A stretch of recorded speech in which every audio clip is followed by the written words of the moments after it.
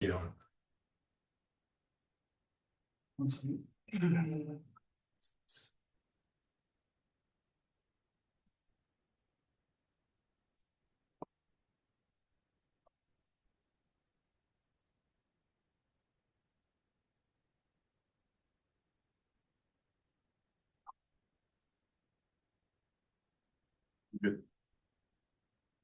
Good afternoon. Today is June 12th, 2025. I'm Ed Hamrick, Assistant Attorney General, and I represent the State Board of Land Commissioners. The board is back on the record. It has been in executive session this afternoon to discuss Lahara property matters in Conejos County, and executive session was authorized under 24-6-4013A 1, 2, and 3 as discussions that the premature disclosure of information discussed may give a competitive bargaining advantage to a person whose interest is adverse to the trust interest regarding the purchase or sale of real property, and also questions relating to the board's rights under its leases and statute for attorney-client communication purposes.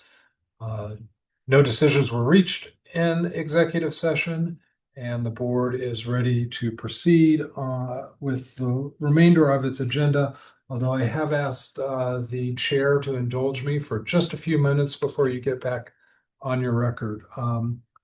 First, as everybody knows, this is Commissioner Chavez and Commissioner Clark. Unfortunately, Commissioner Clark's not here to hear this, but last meeting as commissioners, I want to take a moment to thank them personally as your counsel for the diligent and world expanding work that you have offered on behalf of Colorado school children in the state of Colorado. I've had the great good fortune to have worked with every Post Amendment 16 commissioner. I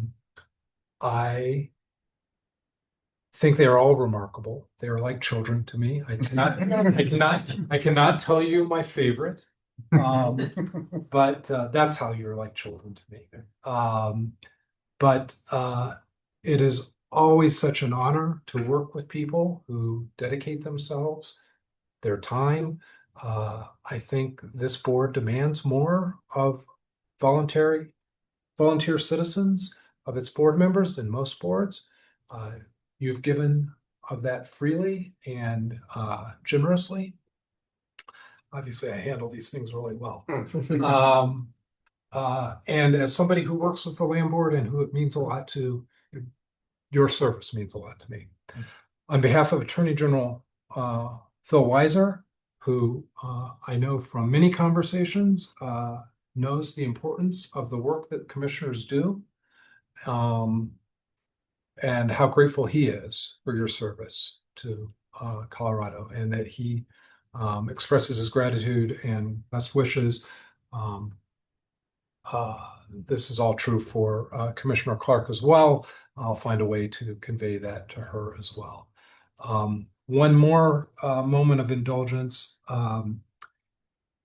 You as commissioners are often able to see and interact with your staff and see the great work that they do.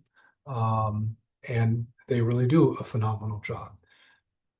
The last couple of days, a lot of things have been moving very, very fast.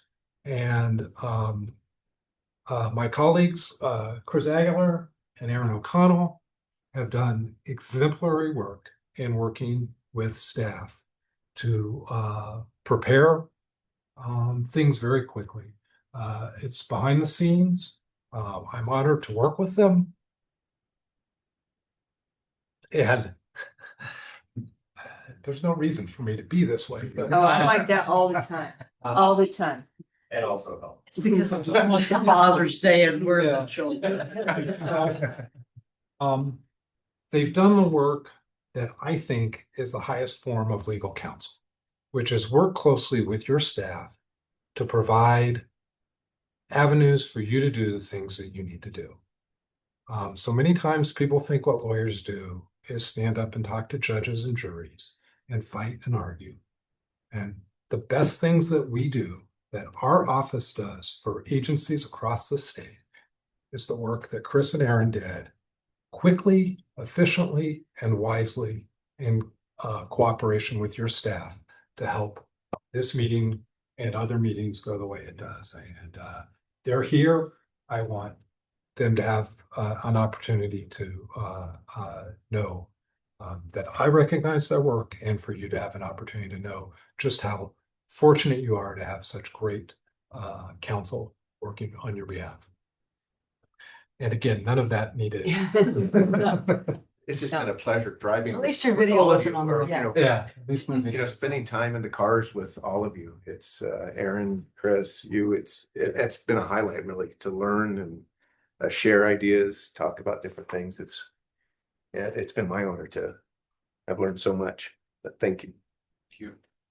The second one, it says, through a pleasure working with you in your part as well. And it is in classic form under playbook instead of the back. But Yeah.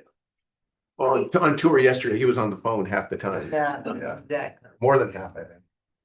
We know where your favorites at. You don't have to, you don't have to love. You guys get an opportunity to thank me all the time. So And I do appreciate you, both your sentiment, your genuine sentiment, and also calling out, because you're right, it's behind the scenes. We know you all are incredibly capable and committed, but we're not always in touch with just those, periods of high demand. So thank you. Thank you. now go forth and do business. Okay. So we are about to start our public session. We're in it. We're in our public session now. Yep. That's right. Okay, so our final action item on today's agenda is the Lahara non-simultaneous exchange. Matt, take it from here. Thank you, Chair. I find that non-simultaneous exchange often doesn't roll off my tongue, and then you can explain to people what that means, because it's not I guess it is a very literal term that they selected, but good afternoon, Commissioners. I'm Matt LaFontaine, Acquisition and Disposition Manager, and today I have an action item in front of you for the disposal of the Lahara Ranch. Can you put that up, I forgot to please? start your slides. I'm sorry. So this property is one of the largest and most valuable in the State Land Board's portfolio. It's nearly 46,000 acres. And recent appraisals put it at just under $50 million in value.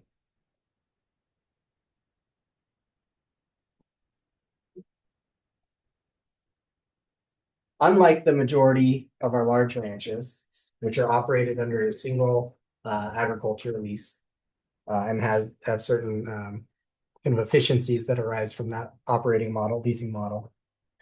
Lahara, kind of as a vestige of its historic leasing practice, is carved up into 12 distinct agricultural leases, which is a unique aspect of it. It complicates some of the management, and it's not a path that we would pursue today, given the blank slate. But it's how things have been down there, and it's an aspect of Lahara that certainly adds some some interesting aspects to it.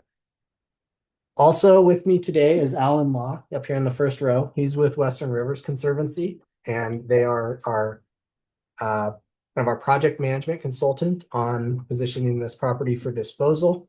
He's been working on the property for the last several years, and has really been a critical partner in getting to where we are today, and kind of a bridge between our staff and the asset, which has just been a lot of value added for us. You'll see I picked a couple pictures just to give you some idea, but it's an absolute beautiful property, very unique and in character, as I tend to say about kind of our nice properties, but beautiful and just really cool from a natural resources perspective.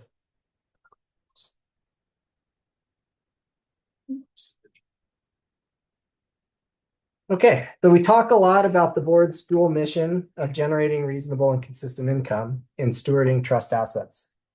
With the Lahara disposal, the board has an opportunity to meet its fiduciary obligations, capturing the value of the property for the benefit of current and future beneficiaries, while also facilitating conservation of the property, because the majority of this transfer, over 43,000 acres, will be going to the federal government.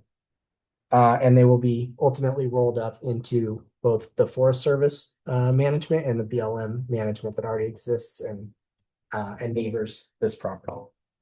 But here's just kind of a nice picture that you see looking across the Lahara Reservoir, of a shallow valley reservoir, and you can see very scenic. Here's a map that shows some regional context. So as you can see, Alamosa up here in the San Luis Valley, Rio Grande and Conejos counties, and then what is filled with this light blue is the Lahara. So the nearly 46,000 acres of state trust land. The reservoir that I pointed out on the previous picture, you'll see located here. Sorry, the mouse is jumping a little bit, but you'll see that there's actually an inholding, which is outlined here in red, which is fee land owned by CPW. CPW also has a large right-of-way that encumbers the state trust land that neighbors and underlies the remainder of the reservoir. I mentioned that it's contemplated that about 43,000 acres would go to the federal government. The remainder is the area adjacent to and underlying the reservoir, which is referred to as the reservoir area in this presentation. CPW is a very likely buyer for that property, but because we have different statutory authorities that control federal exchanges, that piece will actually be subject to a competitive bid process or a traditional non-simultaneous exchange. The federal government, or we're able to transfer directly to the federal government at appraised value, and that portion will not undergo a competitive bid scenario. So kind of two separate and simultaneous transaction processes occurring with this concept. The reservoir area's sale will ultimately be conditioned on the successful transfer of the federal exchange area. Because if at the end of the day, there's a remainder piece that's held by the state land board, that's what we see as the preferred remainder piece. Here's an overlay, and this is actually one of your exhibits to the board material, or an excerpt from that. But on this map, you can see how the federal government intends to acquire and manage the Lahara. So on the western half, you'll see in this green bounded and kind of cross-hatched area, that is the portion that will be acquired by and rolled into the Forest Service's adjacent ownership and management. And the portion that's depicted more in orange and cross-hatched to the east here will be acquired by and rolled into the San Luis Valley BLM field office operations. You'll also see on this map some existing SWAs. So the Lahara SWA here, the Hot Creek SWA, and then the Lahara Reservoir area SWA, which is on a combination of the CPW fee-owned land and the adjacent state trust land.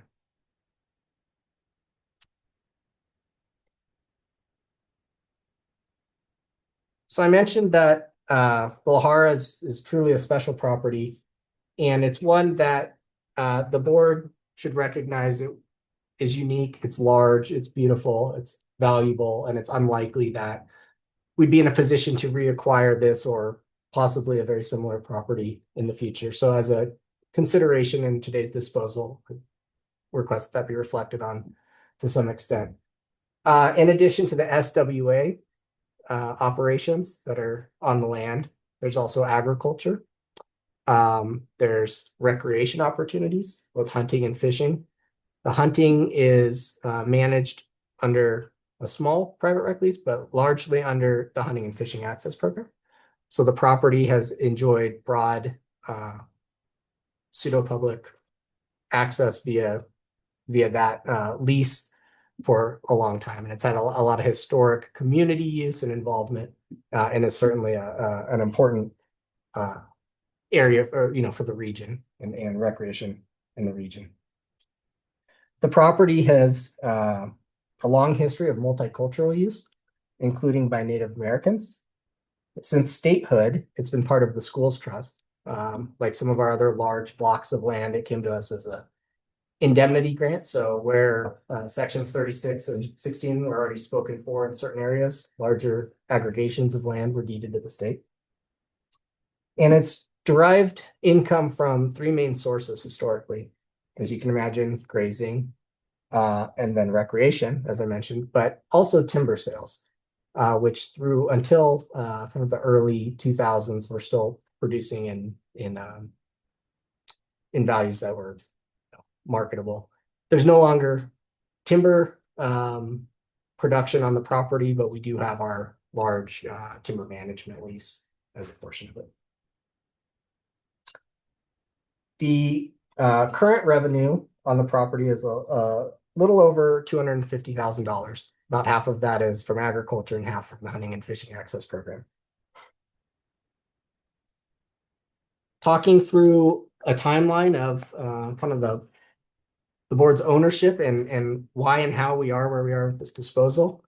I mentioned the original land grant that accounted for about 35,000 acres of property. In the kind of 2000 to 2022 timeframe, the board undertook several transactions to add to the Lahara. About 4,500 acres of that were from the Baca Land Exchange, in which we exchanged some of the lands from Great Sand Dunes for Lahara lands. And then we set about in a deliberate effort to acquire inholdings within Lahara and make the kind of aggregation more user friendly, I suppose. So we added about 11,000 acres through those series of acquisitions and exchanges. In 2017, the board adopted the asset management plan for the property.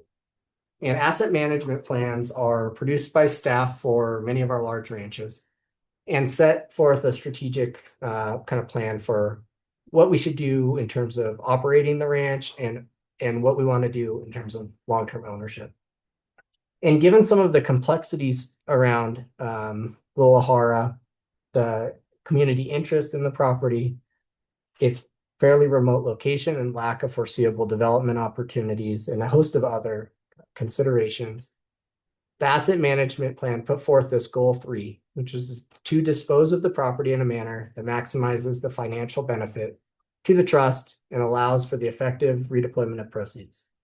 And this goal really set forth the chain of events that brings us up to today. So this was kind of the strategic direction to go forth with a transaction. We recognized that this was large in scale and scope, that we had some preferred outcomes associated with it, including potentially continued conservation of the property through the next ownership group, agricultural considerations, and so on.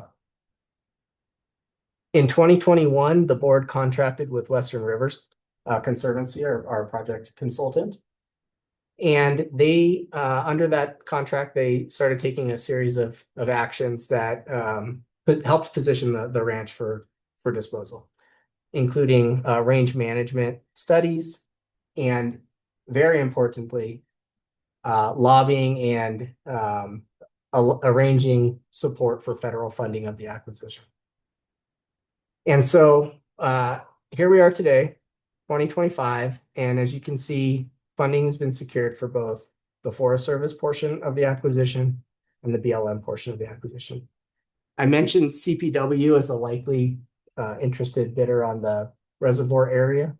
They have approximately 5/6 of their funding secured at this point.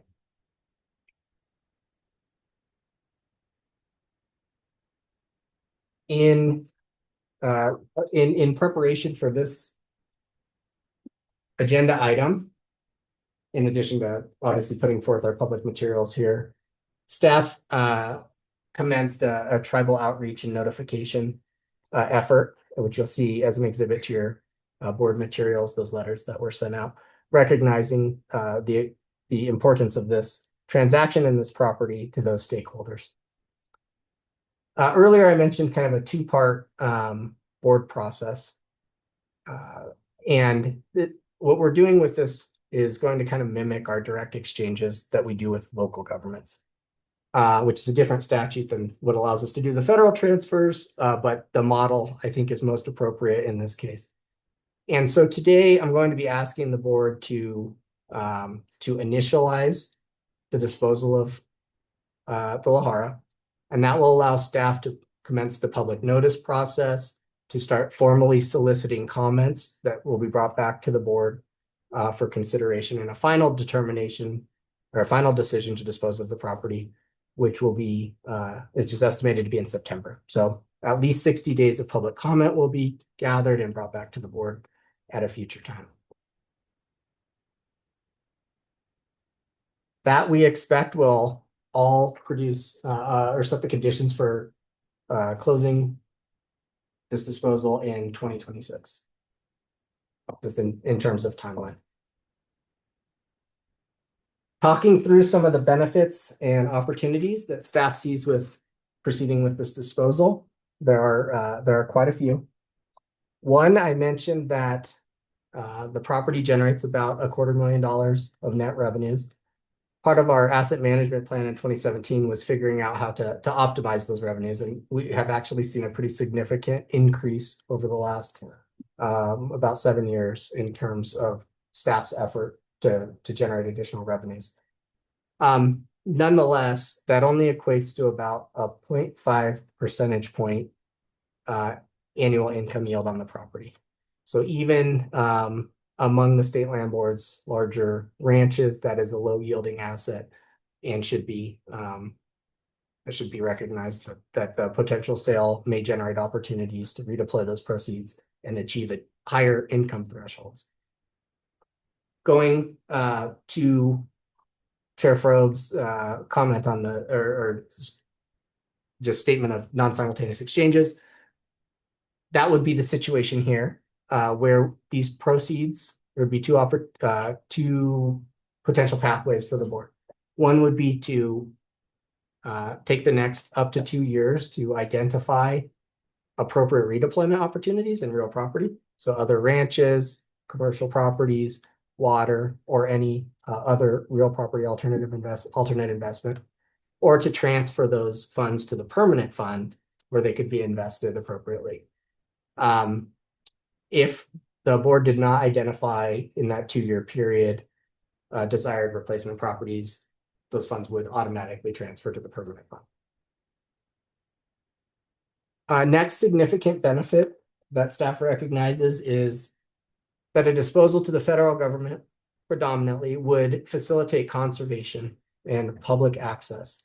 So this area I mentioned has been very important to the local community and has had historic use on it in terms of recreation, in terms of grazing, and so on. However, our hunting and fishing access program is actually a limited access right only to fishermen, licensed fishermen and women, and hunters, whereas federal ownership generally offers less constrained recreational opportunities. So it would be a broadening of the public access recreation opportunities. And next, we've gathered from a lot of conversations that the transfer from the state land board to the federal government is supported by a lot of different parties. And I think that there's potentially some benefits that actually arise out of that for the existing lessees. On the agricultural side, the federal government is working to provide additional information on what a transition to federal grazing permits might look like. First with temporary permits, and then second with their traditional full-term permits, which are generally at lower rates than are charged by the state land board for our agricultural leases.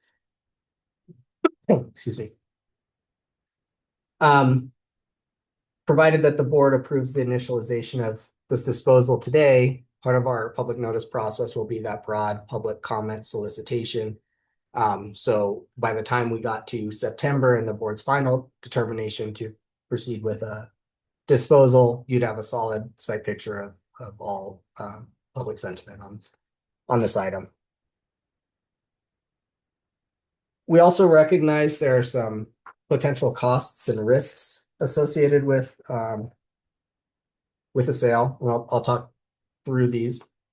One is kind of what I mentioned earlier, what I call the non-monetary opportunity cost, but really the fact that once we sell Lahara, it's gone from the portfolio, never to return.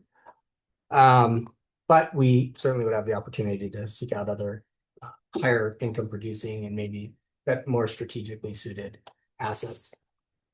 The state land board, this is an interesting nuance of purchasing or of authorized improvements in the effect that they will have on our transaction with the federal government, but authorized improvements, this is the model that the board prefers to implement on most of its leases. And under this model, the lessees own and maintain and are entitled to the value of authorized improvements that they've applied for and had approved at the district level. During land transfers, those authorized improvements are typically purchased by the buyer of the land, and they become that party's owned improvements. In this case, the federal government is unable to purchase those on an itemized basis from our lessees. So what we're going to do is step in, purchase them so that the state land board's property, then turn around and sell them to the federal government all together with the land itself. The appraisals that the board had conducted are inclusive of the value, the contribution value of all of the improvements. I'd mentioned there are some, there's the potential that while federal funding appears in place at this time, there's certainly until contracts are signed and escrows are funded, and just some small degree after that, that there's potentially uncertainty with the federal acquisition in this case, but we feel comfortable that that those risks are at such a level that they would be surprising if they came out. And so moving forward with this item today is appropriate from the staff perspective. And last, I'd mention appraisal risk. So under most disposal scenarios where we solicit bids, we are sometimes able to generate above appraised value premium bids for the board's consideration. The federal government is required to transact at appraised value. So by going with the federal transaction, we would be foregoing the potential opportunity to get any of that premium on the sale price. That being said, with the size and scope of the property, we think that that's and the future conserved continued existing uses on the property, we think that's still an appropriate direction. And the last thing I'd mention with regard to appraisals is, as you can imagine, the federal appraisal process and review process is quite deliberate and somewhat lengthy in duration. The appraisal for the federal exchange lands was effective September 2023, which is within our board policy of a 2-year effectiveness window. It's possible that there's been some interim appreciation, but given the nature of the review process and the reappraisal process, we think that we should still stick to our policy and go forward on a 18-month-old appraisal at this point. So in terms of next step, we would, following today's meeting, commence the public notice process. So that will involve legal notices in the Conejo Citizen as well as on our website. We'll also conduct a bid solicitation on the reservoir area only. So that's that 2,400 acres that's around the reservoir. We would start the negotiation process on federal exchange agreement. So that's has progress made on it prior to coming back in September, although that certainly wouldn't be executed until after the board's final decision. And we would move forward with the termination of leases on the property with a minimum of a 12-month notice, but conditioned on the actual transfer of the property to the federal government. last, and just to really hit this point, today is the board's approval for the initialization of these disposals, and it's not the final decision being made by the board. The final decision for the board will be made later this year, currently anticipated for September, after all public comments have been aggregated and provided to the board for consideration. And with that, I have board a recommendation here, which is commencing, in short, commencing the disposal process to include the termination of existing leases. And again, I reiterate that it's a minimum 12-month notice on the termination conditioned on the federal exchange being consummated. And then I want to recommend that these notices are at the appraised values. So on the federal exchange lands, the $1,000 per appraised value per acre for the appraised value. And on the reservoir area, at a minimum bid of $2,500. I didn't gloss over it. I completely skipped to address, I didn't address the mineral aspect of this transaction, and it's important. The federal acquisition process requires that in instances of unified estates, so the minerals not being severed from the surface, that the minerals transfer with the surface. The state land board has, for non-federal sales, which are, again, there's going to be a different treatment here, has a reservation requirement for the mineral estate. So the mineral estate associated with the reservoir area will be reserved by the board, as was appraised. The mineral estate, to the extent that it's unified with the federal exchange lands, will be transferred to the federal government. And that's an exception that exists solely for federal transfers, not private or state to state transfers. And then again, return this item to the board estimated in September. So at this time, I would invite any questions from the commissioners on the proposed transaction. No, it's just been a lot of work. In a long time. Thank you. Yeah, 637 pages of the board pack. Yes. Thank you. Yes. I'm just curious, in the appraisal, this is a very, it's kind of a unique property on all the aspects of it. Was the appraiser able to find lots of direct sale comparables and within all of Colorado, or did he look nationally, or how did? So the appraiser, in both of these areas, the federal exchange lands and the reservoir area, were appraised by Kevin Chandler. Who's a very high quality appraiser that we've worked with in the past and hold in high esteem. He, in the federal exchange lands, you can imagine the size of this in terms of acres is quite high, and there's not a ton of comps. Right. But he was able to identify, I believe it was 8 that he settled on, 6 or 8 that he settled on, that spanned from Colorado down into New Mexico. It's almost a crescent shape around, up and over and down. Which, staff reviewed the appraisals, felt very comfortable with the comps that were utilized. But there just are not as many at that scale.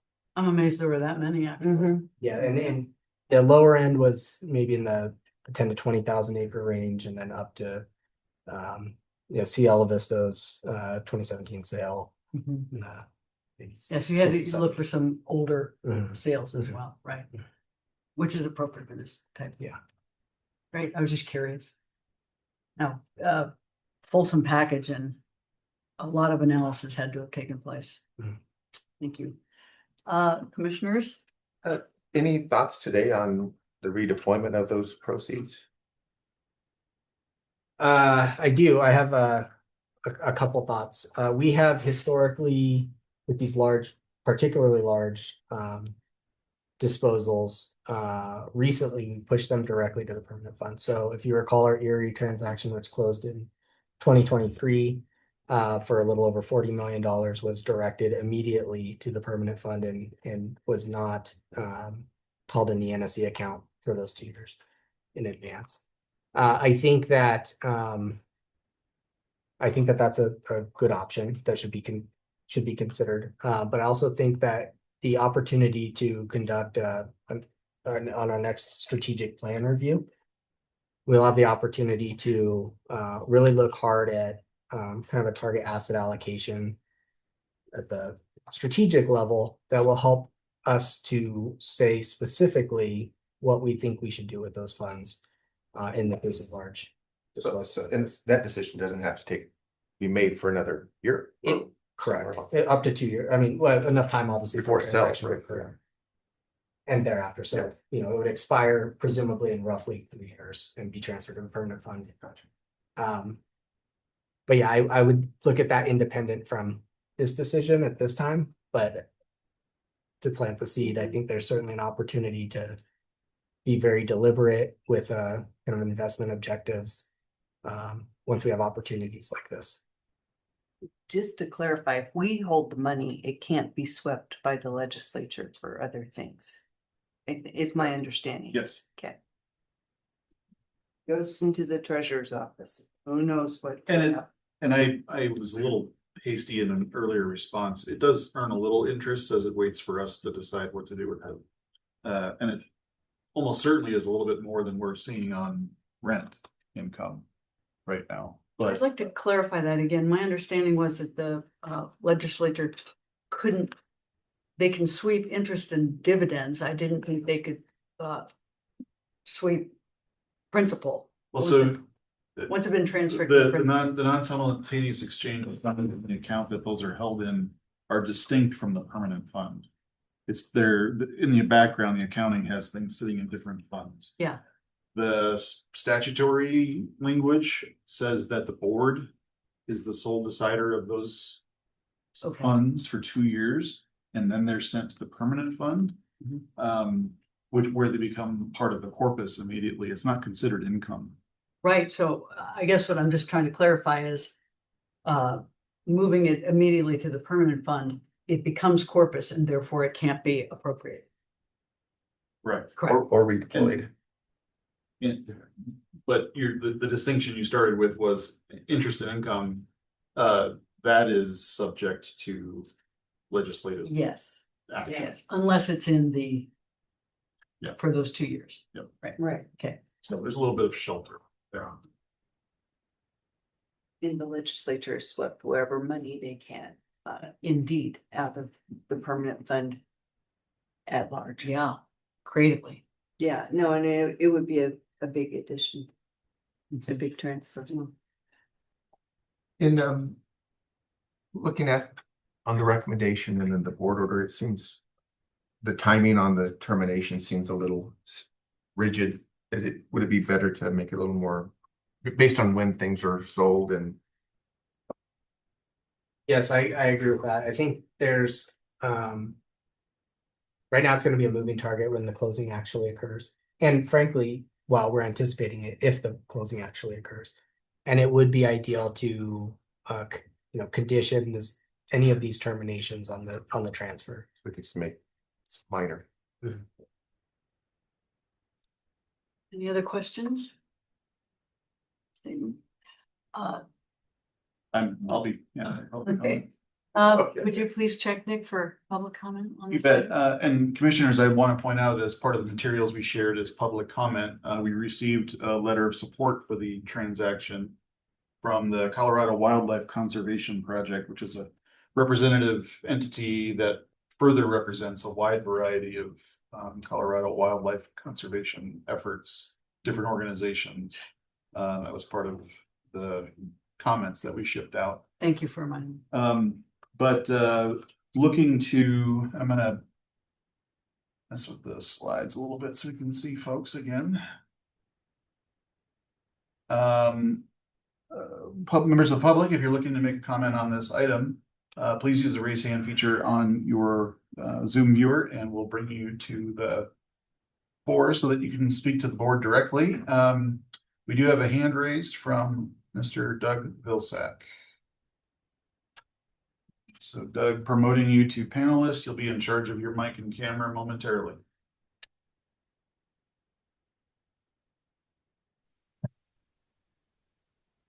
How could I resist?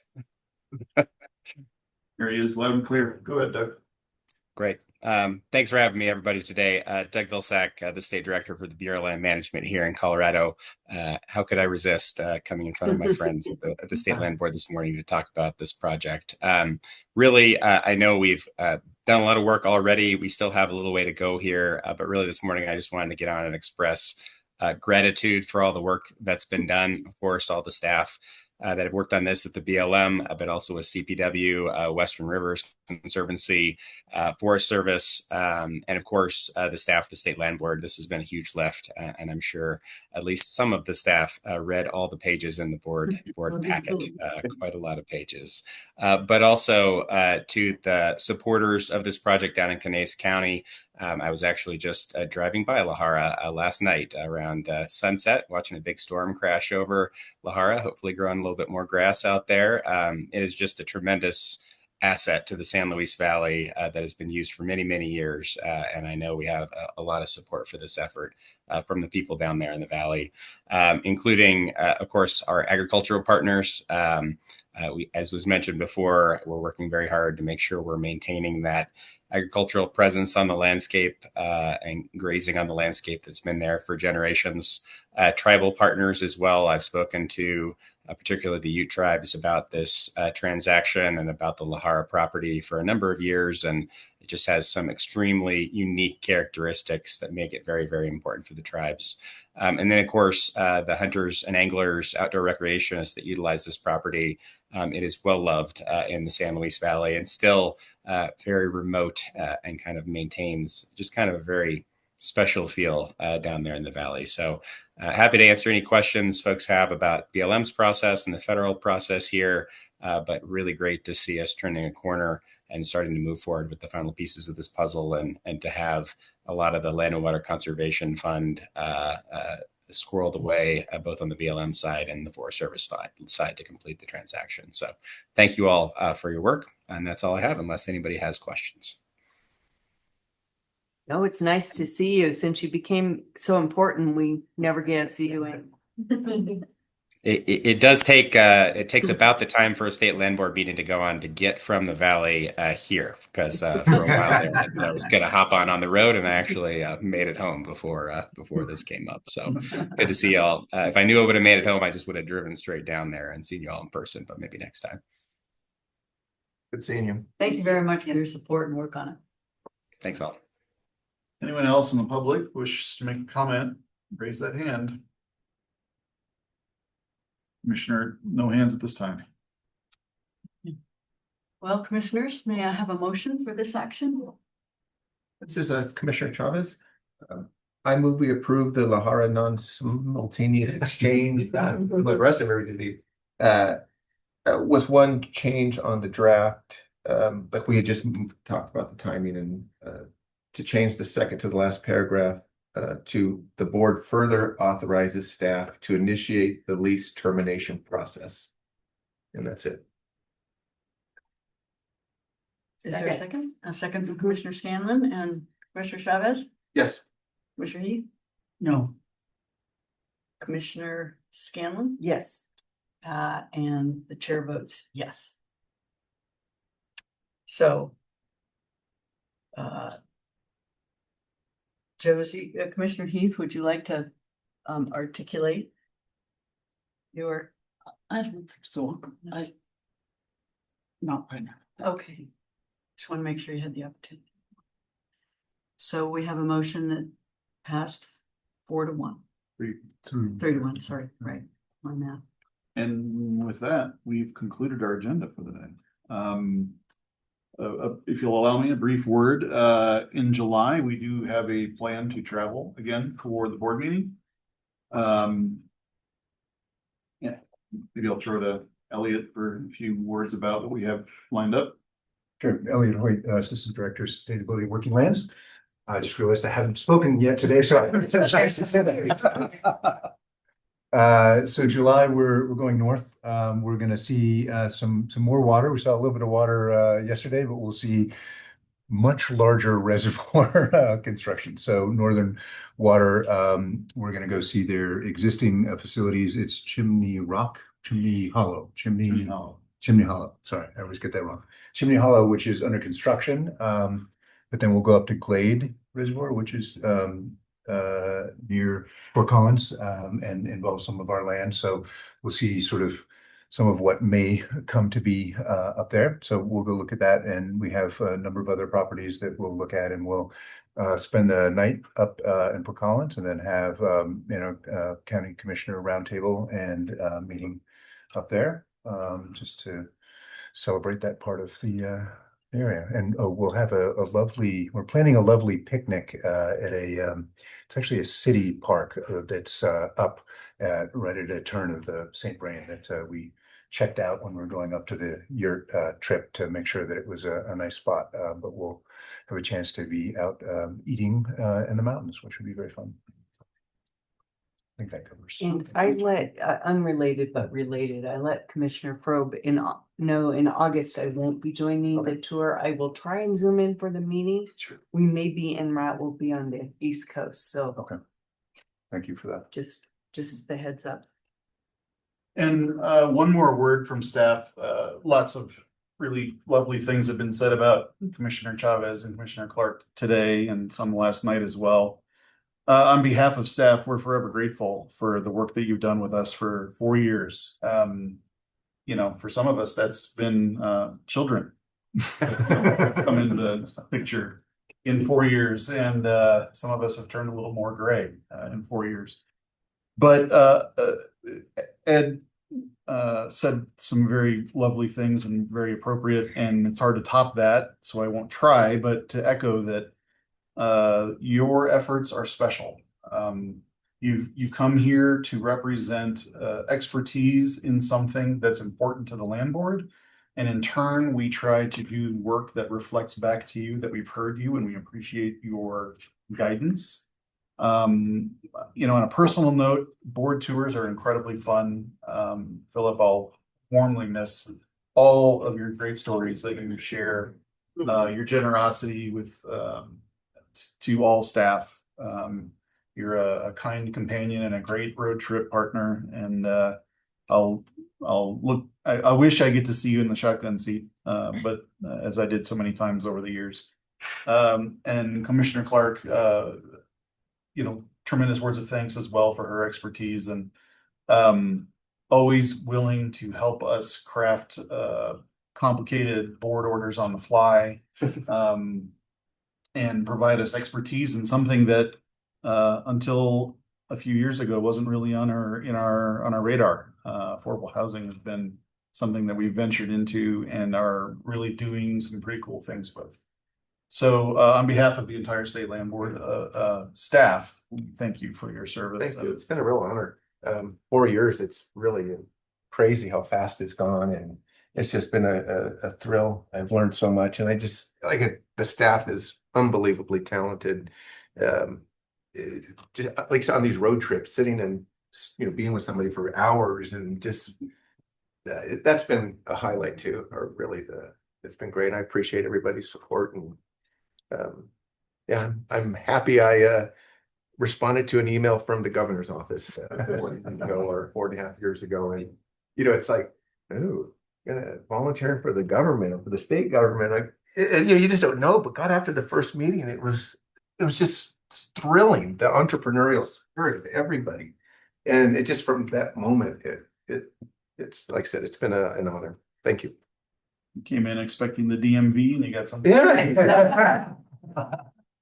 Bravo, staff. I will note that we were able to join for dinner last night with Commissioner with Philip and with Aaron.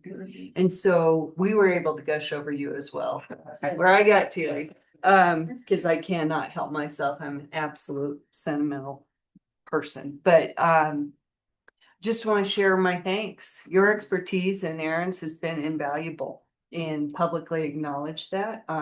We'll miss you as people, because you're also great people. But I've learned a lot from you, Philip, in particularly what you know from a water perspective, which is an incredibly complicated issue, and we have great staff on, but you have real life experience as well.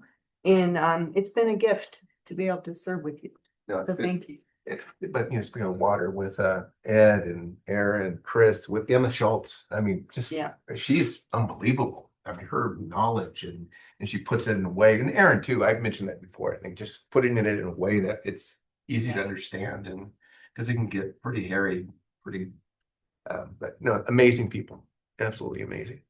Well, and once again, I'm left with a +1 situation because I wasn't there last night, but hopefully you carried the words of my appreciation and really how much fun it's been. And I always wondered, I never got enough road time in the cars. Somehow I was always in another car and I wanted to be in your car and learn more about the particularly share our ag stories, but learn more about the water. So thank you. It's been a lot of fun. And I hope that if you do get to Denver, you'll give us a ring. Yes. Yeah, 100%, Indeed. absolutely. Yeah. My daughter still lives here as a water lawyer, so, she's in Colorado Springs, but so we come, be here a lot. Great. Well, thank you again for your service. And I want to join in. It's been really a privilege to have the opportunity to learn from you, to share time with you. And, it's a working team here, but the individual expertise and commitment and understanding of this bigger picture, which you very quickly understood, really has added so much value to this team, and we will miss you. Everybody has comes from so many different perspectives. I remember my first question with that orientation. I think I was sitting right there. And my first question to Bill, does the board always vote together? Or is it just rubber stamping, in essence? And he said, no, there's, but we've shown that we talk and we disagree, whatever, but it always comes out for the best of this organization.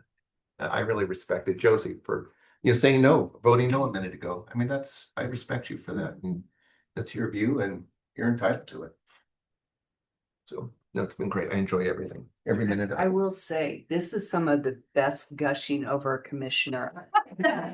With my tenure, and the bar has been raised from previous departures. Yeah. And Josie and I are taking some notes. Yeah. Oh, boy. Good deal. Well, thank you, everybody. Yeah. I think it's what they call a wrap. Yep. Meeting is adjourned.